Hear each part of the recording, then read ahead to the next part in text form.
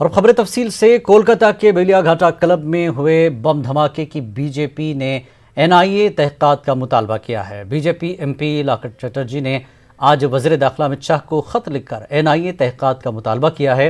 वाज़ेह 13 अक्टूबर की शाम बेलिया घाटा का इलाका बम धमाके से दहल उठा था। इस मामले में कोई शिकायत दर्ज नहीं की गई थी, जबकि पुलिस ने तहकीकात शुरू कर दी है। फॉरेंसिक जांच के मुताबिक बम क्लब में पहले से मौजूद था। वो बेलिया घाटा क्लब जो पिछले दिनों बम धमाके से दहल गया था। इस पूरे इमारत को काफ़ी नुकसान पहुंचा था और बम धमाका इतना शदीद था कि इस आसपास का ये पूरा इलाका दहल गया था।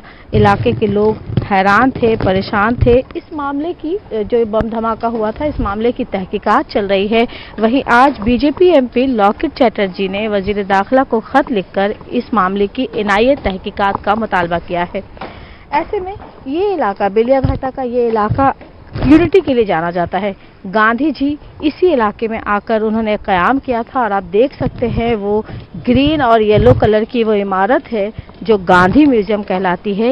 ये दरअसल हैदरी मंजिल है और इसी हैदरी मंजिल में गांधी जी ने क़याम किया था। यहाँ से हिंदू मुस्लिम इत्तेहाद का नारा लगाया था और यहाँ इस हैदरी मंजिल में उन्होंने, यहाँ वो गांधी जी ठहरे थे और यहाँ से ही उन्होंने यूनिटी का पैगाम दिया था। आप देख सकते हैं आज भी इत्तेहाद का ये नारा यहाँ के लोग लगाते हैं। इस पूरे इलाके को किस तरह से सजाया गया है, गांधी जी के पैगाम को आम किया गया है। यहाँ कुछ ऐसी तस्वीरें हैं जो आप देख सकते हैं, जो आज भी इतने साल बीत जाने के बावजूद यहाँ इत्तेहाद और यूनिटी का जो नारा है वो आज भी बरकरार है। आज भी यहाँ के लोग इत्तेहाद पर जोर देते हैं। ऐसे में यहाँ के लोगों का भी यही मुतालबा है कि इस मामले की तहकीकात हो और जो कसूरवार है उनको सज़ा मिले। लेकिन साथ ही साथ लोग ये भी चाहते हैं कि इस तहकीकात में सियासत ना की जाए, जिससे यहाँ की जो यूनिटी है, यहाँ का जो आपसी इत्तेहाद है, जो भाईचारा है, उसे नुकसान पहुँचे। कैमरामैन शुभेंदु के साथ शबाना एजाज, न्यूज़ 18 उर्दू।